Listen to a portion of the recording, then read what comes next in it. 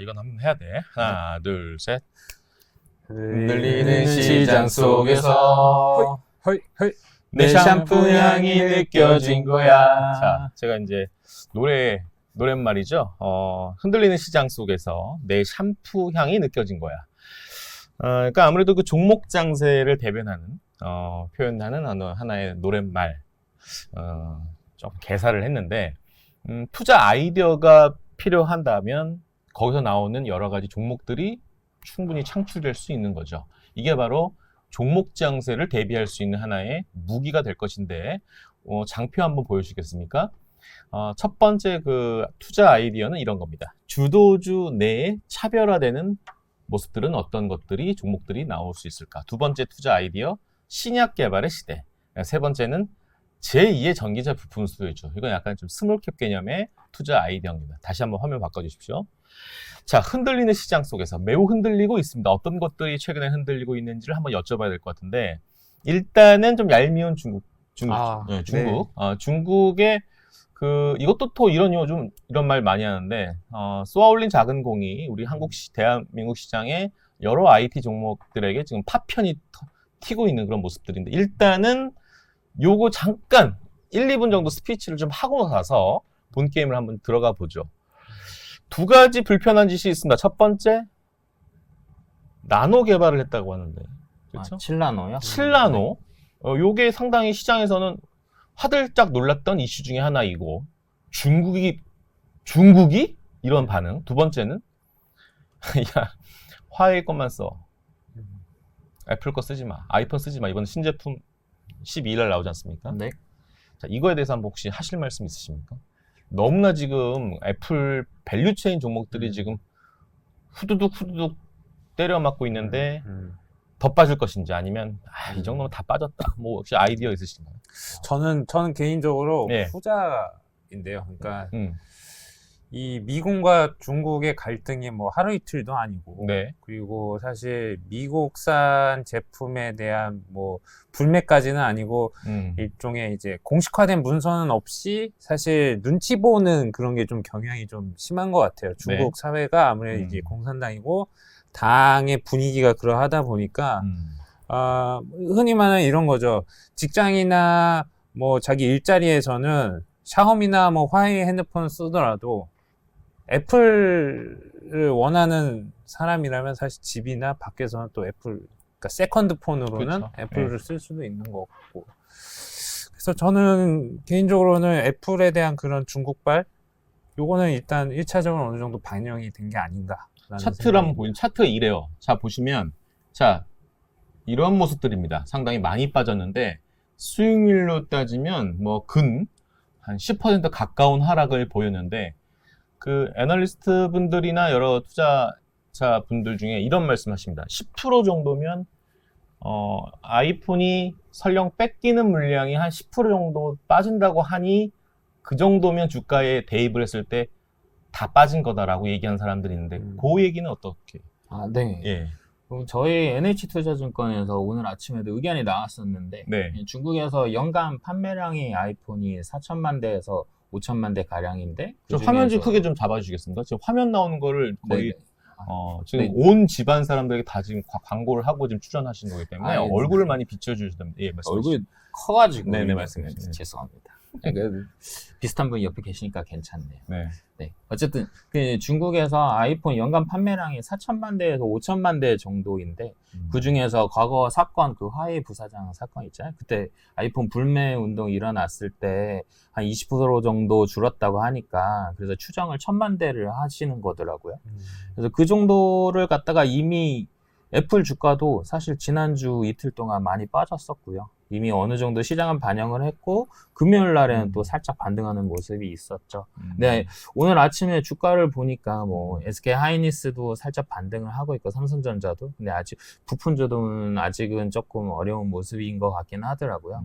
그래서 시장 컨센서스상에서 어느 정도 반영했다고 하지만, 네, 방금 전에 저희 박상호 과장님이 연구원께서 말씀하셨다시피 중국은 공산당 체제이고, 아시다시피 그 공산당원 등이 곳곳에 있기 때문에 회사 내부에서 어떻게 보면 아이폰 쓰는 거에 대해서 조금 굉장히 뭐라고 해야 되지? 눈치가 보이죠. 네, 눈치 보이는 그것 때문에 뭐 집에서 숨어서 쓴다고 하잖아요. 네.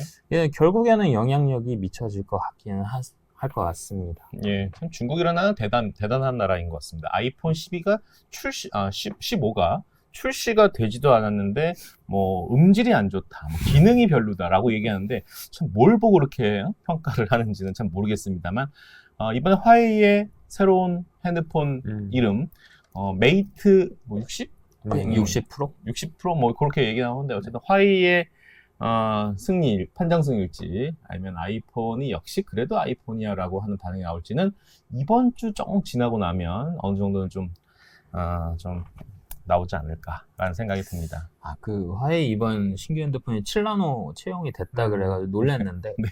그게 이제 SMIC라고 중국의 이제 파운드리를 가장 선단 공정을 하고 있는 SMIC라는 회사가 있거든요. SMIC. 네. 그렇죠? 네. 거기서 한 걸로 지금 추정이 됐다고 나오고는 있는데, 근데 그 EUV 가지고 한 게 아니라, 원래 갖고 있었던 DUV, 그러니까 심자외선 가지고서 노광 장비를 써서 여러 번 해가지고 7나노급까지 만들었다라는 게 지금 현재 이야기는 돌고는 있어요.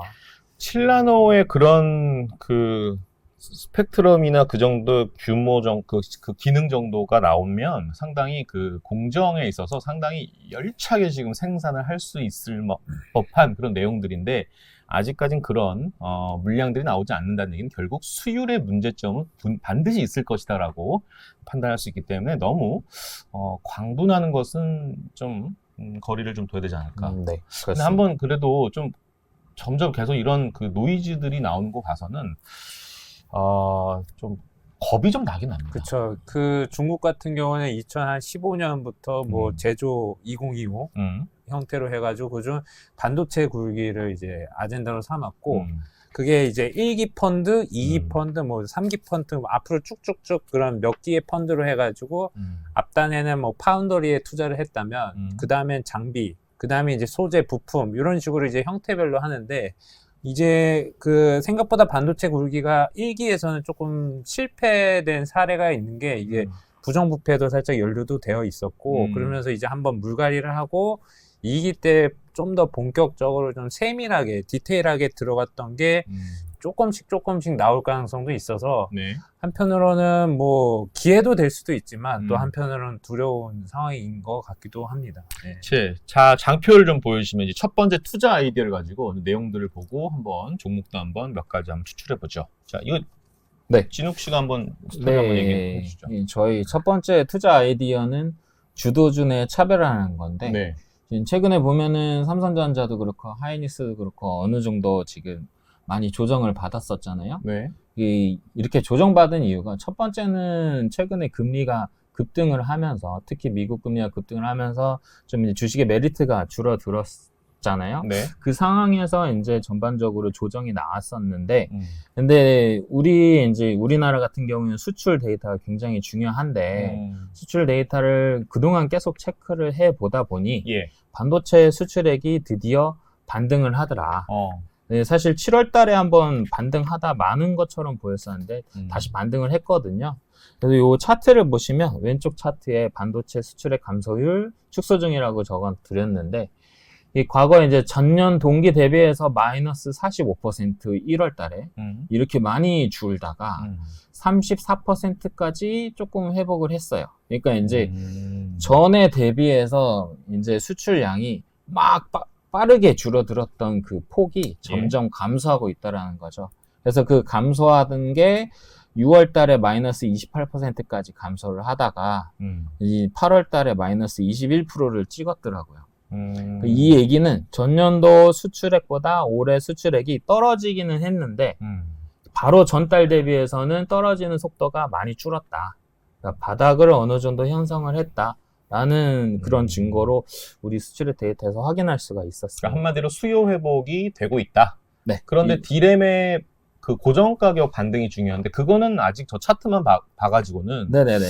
언제 반등할까에 대해서 맞아요. 그러니까 이런 얘기를 할 수 있죠. 그러니까 전에 한번 그 김병현 연구원도 얘기하셨는데, 고시원에 들어간 그 남자친구를 기다리는 여자친구의 마음과 같은 디램 가격의 상승은 언제쯤 내 남자친구는 언제 합격을 할 것인가 이런 마음으로 네. 이제 시험이 거의 뭐 10월 11월에 시험 본다고 하니 그때쯤이면 합격할 거야. 그때쯤이면 디램 가격이 반등할 거야. 이제 이런 기대감이 있는 거고 우리 또 반도체는 선반영이 좀 빠르잖아요. 차트 한번 보이시죠. 요 종목이죠 결론. 자 기승전 하이닉스 아닙니까? 차트 한번 보이시죠. 잠깐만, 여기 디램 가격 추이. 다시 한번 얘기해봐야 돼요. 여기 보면 지금 DDR4 8기가이거든요. 네, 아까 전에 고시원에서 기다린다고 했는데 공부가 조금 되고 있는 모습이 DDR5에서 좀 나왔습니다. 최근에 한 2주 동안 한 2% 정도 살짝 반등을 했거든요. 아시다시피 DDR5가 더 최신 기종이나 또 가격 면에서도 네. 지금 현재 쓰고 있는 거기 때문에 네. 그래서 보편적으로 쓰는 DDR4는 원래 디램 가격은 하향 추세가 맞는 거잖아요. 신제품 효과 때문에. 좋아요. 근데 최근에 있는 5는 조금 상승을 했다. 이렇게 보시면 좋을 것 같습니다. 낸드도 좀 어느 정도 좀 의미 있게 좀 올라왔으면 좋겠는데 네. 어쨌든 하이닉스 차트 한번 보여주세요. 이게 이제 음봉을 저번 주에 세게 맞았지 않습니까? 네. 이게 뭐 진짜 시장의 그 소문이라고 하는 거는 자 정말 대단합니다. 그러니까 얼마 전에 뭐 엔비디아가 하이닉스를 방문했다더라. 그래서 뭐 공장 그 어느 정도 딱 스케일을 보고 야 이거 가지고는 안 돼. 그 돌아갔대. 아니 뭐 계약을 한 것도 아니고 의미심장한 이런 퀘스천 마크만 하고 돌아갔으니 하이닉스 입장에서는 발이 동동. 야 이거 공장 얼마나 지어야 돼? 근데 야 통장에 잔고 얼마 있어? 없어요. 그럼 뭐 해야 됩니까? 증자? 이런 여러 가지 노이즈가 나오면서 또 화웨이 또 폰에 하이닉스 하이닉스 제품 왜 들어와 있는 거야? 말을 하면서 시장에 여러 가지 안 좋은 네거티브한 뉴스들이 흘러서 지난주 매우 우울했던 하이닉스였는데 이거 요거 한번 보여주겠습니까? 수급을 보면요 요렇거든요. 여전히 삼성전자랑 사뭇 달라요. 삼성전자는 한번 삼성전자 쳐주시겠습니까? 여기 종목에다가 쳐주세요. 예. 삼성전자 수급을 한번 좀 보여드리고 싶은데 전자 최근에 좀 외국인들이 좀 들어오는 게 좀 보여요. 네. 거의 최근에 들어온 것만 해도 한 1,200~300만이 들어온 모습과는 달리 하이닉스는 아직까지는 외국인 형들이 크게 들어오는 모습은 발견되지 못하고 있어서 물론 최근에 뭐 HBM 관련해서 삼성전자도 들어간다고 하니 이제 그런 부분은 뭐 이해는 하겠지만 그렇죠. 하이닉스에 대해서 지금 일단 레벨업이 됐잖아요, 사실은. 예? 이런 얘기 합니다. 9만 원, 10만 원 하던 게 벌써 지금 11만 원, 12만 원 한번 찍었으니 한번 쉬어줘야 되는 거 아니냐라는 얘기가 있고 방금 김진웅 연구원이 얘기했던 그런 것들이 조금 반영된 거 아닌가? 그리고 삼성전자한테 물량을 좀 줄 수 있으니 너무 나만의 그 세상에서는 좀 틀에서 좀 벗어나는 거 아니라 이런 얘기도 그렇죠. 좀 있거든요. 예, 맞습니다. 우리 하이닉스에 대해서는 지금도 매수를 해도 괜찮다. 네. 어느 정도 레벨이 가능할까요? 지금 주봉이나 한번 월봉 볼까요? 주봉 이렇고요. 월봉은 이렇습니다. 월봉 우리가 기억나시죠? 코로나 이후에 상당한 주가 상승이 어디까지 끌어올려면 15만 원까지 끌어올려졌거든요. 과연 과거에 불과 2년 전의 영광을 다시 한번 재현할 수 있을까에 대한 질문에 대한 답을 해주신다면 네. 가능성이 있다. 먼저 장표 먼저 보시죠. 네. 네, 장표 보시면 왼쪽에 드디어 그 하이닉스의 디램 부분 분기 매출액이 반등을 하기 시작했습니다. 그래서 올해 2분기에 이제 마이너스 50% 감소로 찍으면서 다시 이제 차트가 거꾸로 올라가기 시작을 하죠. 그래서 좀 좋게 보시는 분들은 올해에 플러스로 영업이익이 전환될 수 있을 거라고도 말씀하시는 분들도 있는데 네. 사실 이 디램 시장, 특히 하이닉스 같이 피어 플레이들은 시장의 영향을 바로바로 받거든요. 네. 그래서 지금 같은 경우에는 아까 우리 박재현 차장님께서 말씀하셨다시피 왕창 이미 다 고밸류를 받은 다음에 지금 조정을 받은 단계이고 특히나 지난주에는 굉장히 이슈가 많이 됐었죠. 여러 이슈가. 첫 번째는 삼성전자가 HBM의 납품이 바로 될 거다. 네. 엔비디아에다가. 예, 예. 두 번째로는 하이닉스가 화웨이 핸드폰에 들어갔다. 음. 이런 식의 이미 뉴스가 어느 정도 올라 들어왔어요. 네. 그래서 추가적인 어려운 사항이 있지 않다면은 이번에 더 많이 빠지거나 하이닉스가 그러면은 퓨어 플레이로서 충분히 사볼 만한 가격에 인접했다고는 보는데요.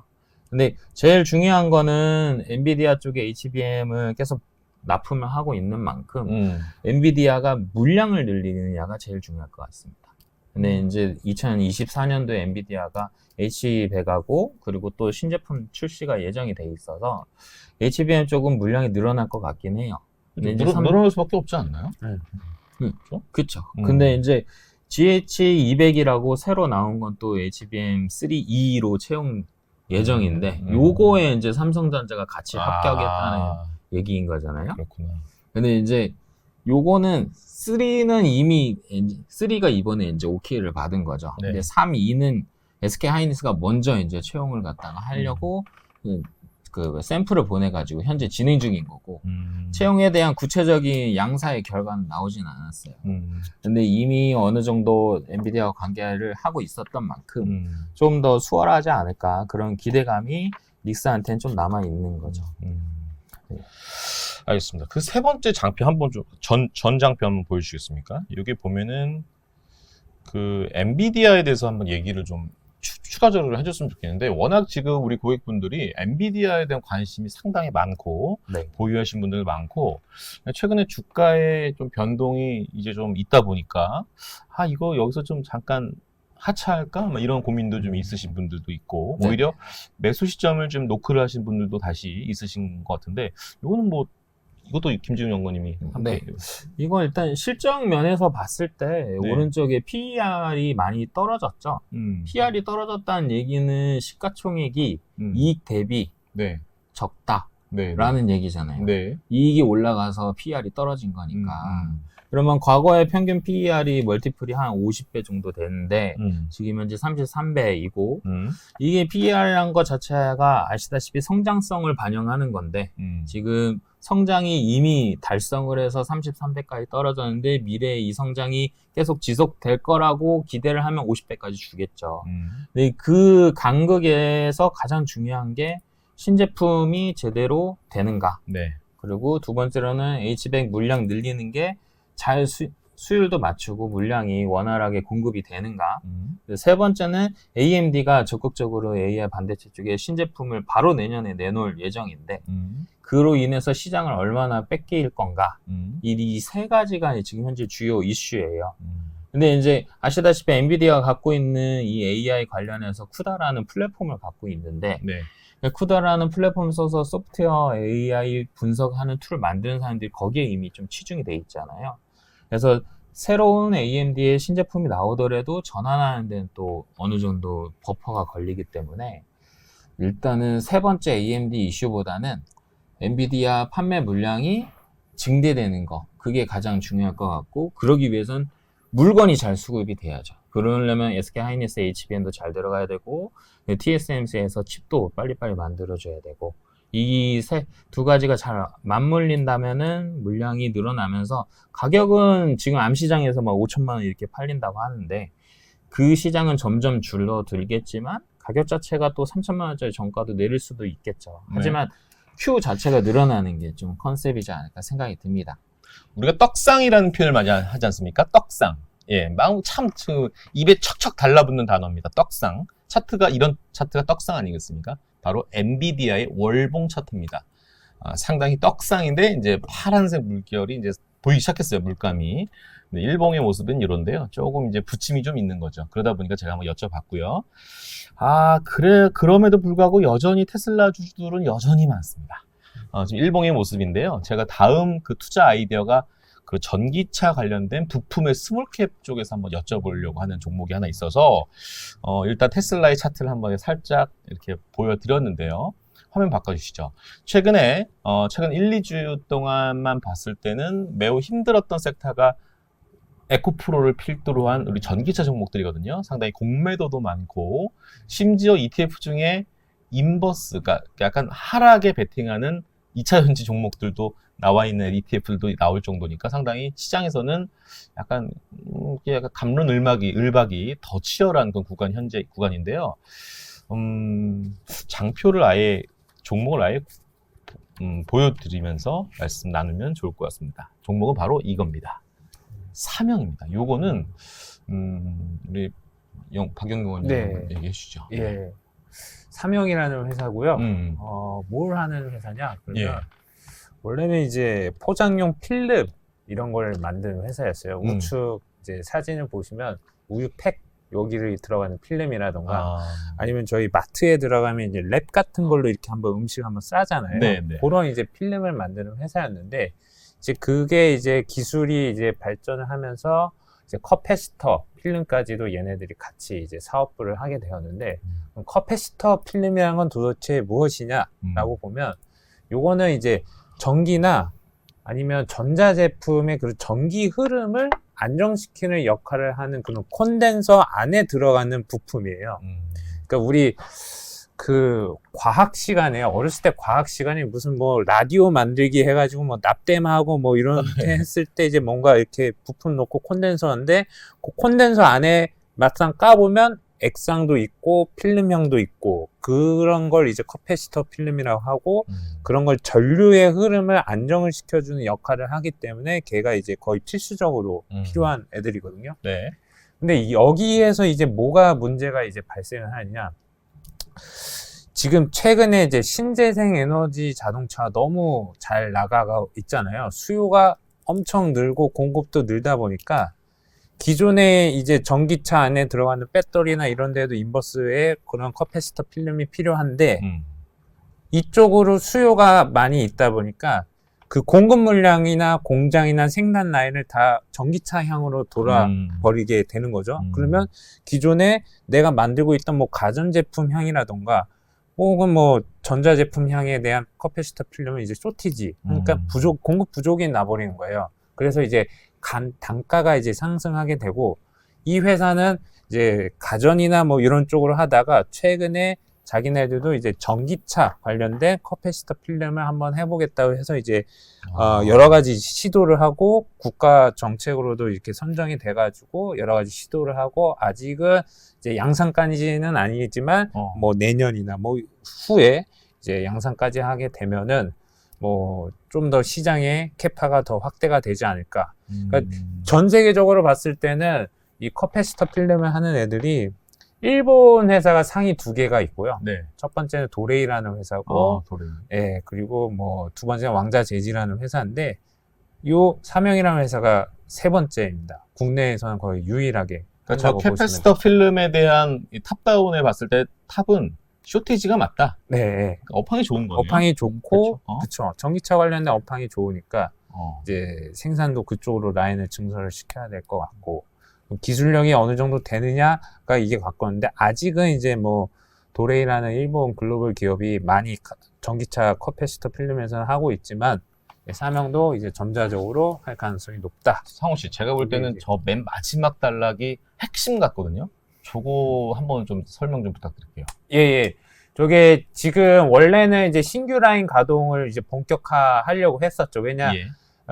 그 이제 전기차 쪽에서 수요가 워낙 되다 보니까 기존에 하고 있던 커패시터 필름에서 이제 쇼티지가 나다 보여서 네. 그래서 이제 새로운 공장을 이제 증설해서 가동을 하려고 했는데 약간 이제 좀 어느 정도 수율이나 이런 부분에서 좀 지연이 되었던 게 있었고요. 네. 9월 중순부터 이제 본격적으로 요 라인까지 가동이 되면 4분기에 이제 실적이 유의미하게 반영이 될 것 같고 지금 저거는 이제 전기차 관련된 커패시터 필름은 아니고 기존에 하고 있던 커패시터 필름이고 전기차 관련된 커패시터 필름은 이제 좀 더 뭐 시간이 좀 더 아직은 필요한 것 같아요. 뭐 하지만 어느 정도 이제 기술이나 원천 개발 이런 수준은 이제 다 됐고 양산이나 이런 데까지는 좀 더 시간이 필요한 상황인 것 같습니다. 차트 좀 보실래요?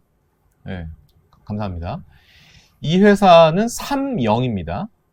삼영이 바뀐 거죠? 이게? 예. 삼영 화학이었다가 예. 삼영으로 바뀌었는데 이제 이 회사는 현재 밸류에이션은 뭐 PER이 40배가 넘을 정도로 싼 종목은 아닙니다. 근데 내년, 내후년에 가면서 좀 더 PER이 낮아지는 국면이죠. 항상 종목은 비쌀 때 사서 쌀 때 파는 전략이 맞잖아요. 그러니까 그런 관점인 것 같고, 요 과거에 보면 요렇게 장대항봉.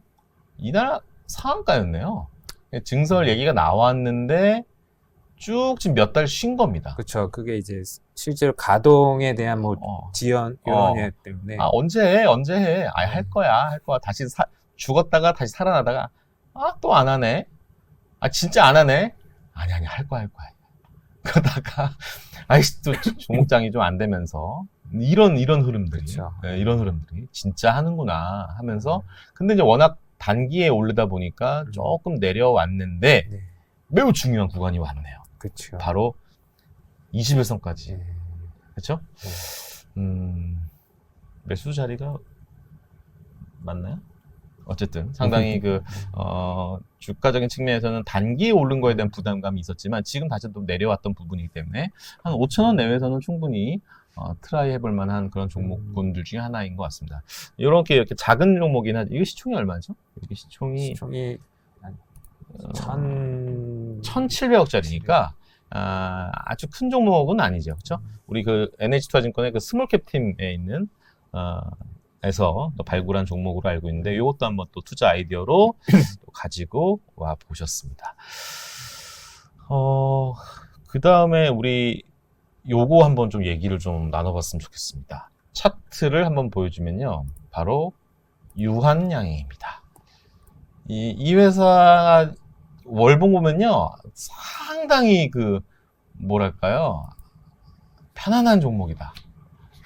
꾸준하게 올라가는 그런 종목 중에 하나인 유한양행의 모습인데, 제가 알기로는 폐암 관련돼서 뭔가 좀 이슈가 있는 걸로 알고 있는데, 혹시 이거는 뭐 어느 분께서 좀 짧게 코멘트 하나 할까요? 예. 이게 아까 편안하다고 하셨는데 네, 무거운 종목인 거죠.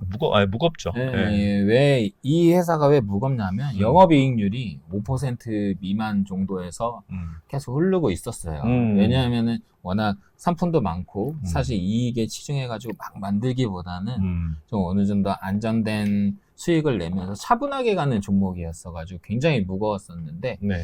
올해에 이제 예정돼 있는 조금 좋은 이유가 이제 폐암 관련해가지고 이번에 국내에서 급여에 등재하게 되면은 약 이제 몇 억이었더라. 1,600억 정도 매출이 한 번에 꽂힐 수 있는 기회가 지금 현재 예정이 돼 있어요. 네. 그래서 국내에서 여기 랭라자라고 하는데 레이저 티닙이라고 오스코텍에서 이 기술 이전을 받은 그 원재료를 가지고 유한양행에 만든 랭라자가 네.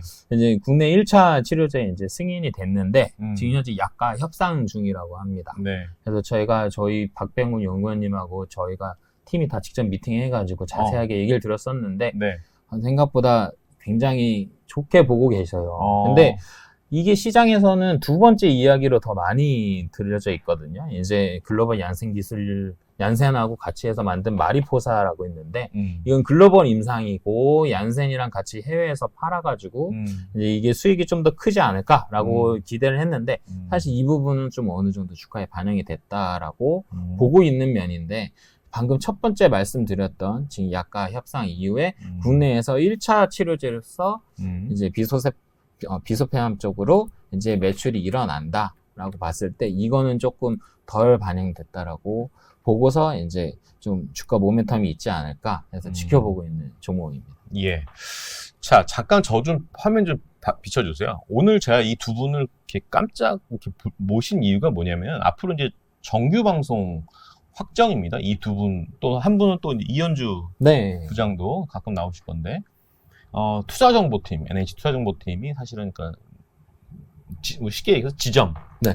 지점, 그쵸? 네, 지점. 그쵸. 우리 PB들도 또 지원하는 이런 역할을 하고 있는데, 뭐, 거기에 국한될 수는 없다. 우리 디지털 고객들에게도 이런 겁니다. 이번 주 도대체 뭐 사야 돼? 라는 거에 대한 투자 아이디어거든요. 이번 주에 뭐 사야 돼? 라는 겁니다. 그러니까 투자 아이디어에 고민하시는 분들, 어떤 결론을 내지 못하시는 분들은 한 달에 한 두 번 정도 하면 되겠네요. 그렇죠? 네. 그렇죠? 한 달에 두 번 정도. 그래서 이번 주에는 도대체 뭘 사야 돼? 라는 그 주제로 NH투자증권의 투자정보팀 우리 직원분들과 우리 팀원들분과 함께 콜라보레이션을 해서 이런 컨텐츠를 구성을 할 테니 이건 뭐 정규 고정 방송으로 왜냐면 아무리 매크로적인 얘기 떠들어봤자 기승전 종목 아니겠습니까? 있지 않습니까? 네, ETF도 마찬가지고요. 도대체 뭘 사야 되라는 거에 대한 명료한 답이 좀 필요한 그런 컨텐츠가 증권회사가 갖고 있어야 할 컨텐츠의 큰 힘이 아닌가라는 생각이 듭니다. 자, 오늘 시장 이번 주 보세요. 두산도 자회사 중에 두산 로보틱스가 상장을 한다고 하지 않습니까? 네. 그렇죠? 뭐 한 1조 한 5천억 내외에서 상장을 한다고 하니 그런데 이렇게 시장을 봤더니 누가 지금 치고 달리고 있냐면 누가 지금 레인보우 로보틱스가 그 시가총액 4조를 찍고 있어. 차트 보여주세요. 이게 일봉의 모습입니다. 두산 이게 뭐 떡상 아니겠습니까? 이런 모습들이 나오는 이유는 다시 화면 바꿔주시죠. 레인보우 로보틱스가 시가총액 4조에 거래되고 있어. 두산 로보틱스는 레인보우 로보틱스보다 협동 로봇 분야에서는 3, 4배 이상의 매출을 걸어들이고 있는 이런 회사인데 물론 이게 두산이 지분을 많이 들고 있으니까 당연히 두산 쪽으로 이렇게 매기가 쏠리는 겁니다. 근데 이 얘기가 사실은 어제 나왔냐? 아니거든요. 예전부터 쭉쭉쭉 나오다 보니까 이제 상장이 임박하다 보니까 이렇게 에너지 모았다가 팍 표출하는 거였습니다. 그러니까 좋은 놈은 바로바로 내가 사자마자 즉각 반응하면 그게 최고의 주식일 수도 있겠지만 이렇게 쭉 근본만 해치지 않는다라면 이걸 쭉 홀딩할 수 있는 자신감, 그건 바로 공부에서 나올 수 있는 것이 아닐까라는 생각이 듭니다. 공부가 미약하고 내 지식이 짧고 그러면 시장의 흔들림에 불안함에 던질 수밖에 없는데 그거를 다시 사기가 만만치 않거든요, 사실은. 그래서 항상 이 화목한 런치스닥에서는 이러한 좀 투자 아이디어를 통해서 함께 같이 공부를 하고 좀 뭐랄까 굵직굵직한 이런 스터디 메시지를 여러분들에게 좀 전달하고자 하는 게 목표입니다. 그 역할을 우리 한 달에 2번 정도는 이 두 분 주연이고요. 조연은 저기 못생긴 이현주 부장이 가끔 나오실 텐데 그분이 좀 약간 조연 출연을 해서 투자 아이디어 또 한 번 또 새로운 거 한번 말씀 주시지 않을까라고 생각합니다. 뭐 이렇게 한번 진행을 해본 첫 시간인데 어떻습니까? 네. 너무 진행을 잘해 주셔가지고 네. 좀 편하게 할 수 있었던 것 같고요. 저희 박준현 차장님께서 아주 강력하게 말씀하셨는데 이번 주 이거 사라고 저희가 말씀드리기보다는 이게 늘 뭘 사거나 뭘 팔거나 이렇게 뭔가 판단을 하고 싶은데 근데 이 판단하기에는 뭔가 기준점이라든가 뭘 봐야 될지 잘 모르잖아요. 사실 저희 팀이 가장 중요하게 생각하는 그 저희 지원 업무 중 하나가 리테일 우리 고객님들이 주식을 이렇게 매매를 하시는데 어려움을 해소하는 게 가장 첫 번째고요. 네. 두 번째는 박진현 차장님처럼 이렇게 고객들을 위해서 활동하시는 PB분들을 위해서 저희가 정보를 대신 리서치 본부에서 체크하고 알아보고 뭐가 좋은지 이렇게 살펴보고 그런 일들을 지금 현재 하고 있거든요. 네. 그래서 앞으로 이제 열심히 좋은 소식이거나 아니면은 체크해볼 만한 아이디어가 있으면은 네네. 가져와서 꼭 소개를 시켜드리도록 하겠습니다. 예. 좀 느끼할 수 있지만 저희의 소원은 여러분들의 재산이 좀 불어나는 게 진짜 소원입니다. 진짜 진정성 있는 코멘트가 전달이 안 돼서 답답함 진짜입니다. 예. 어쨌든 왜 웃어요? 본인은 부자라서 그런 거 아니에요? 아닙니다. 어쨌든 화이팅 하시고요. 식사 맛있게 하시고 다음 시간에는 요걸 좀 해보려고 합니다. 최근에 2차 전지 중에 큰 녀석이었던 포스코홀딩스 좀 흔들리고 있죠. 그 다음에 주가가 고점 갔다가 좀 내려왔다가 지금 허부적 되고 있는 것들이 또 방산 테마입니다. 요쪽은 과연 요 동네는 또 다시 한번 공부를 해봐서 좀 스터디를 해서 좀 주식을 다시 한번 좀 매수를 해도 될 만한 그런 자리인 건지 그 담당 애널리스트 이재강 연구원님 모셔가지고 그런 얘기들을 한번 포스코홀딩스, 철강, 그 다음에 또 방산 하나 더 욕심 난다면 최근에 우주항공 이쪽도 한번 살짝 좀 질문을 드려볼 테니까 이쪽 테마에 대한 종목들도 한번 확인해 보시죠. 이번 주 목요일 날 12시에 영상은 공개하겠습니다. 고생하셨습니다. 식사 맛있게 하십시오. 감사합니다. 감사합니다.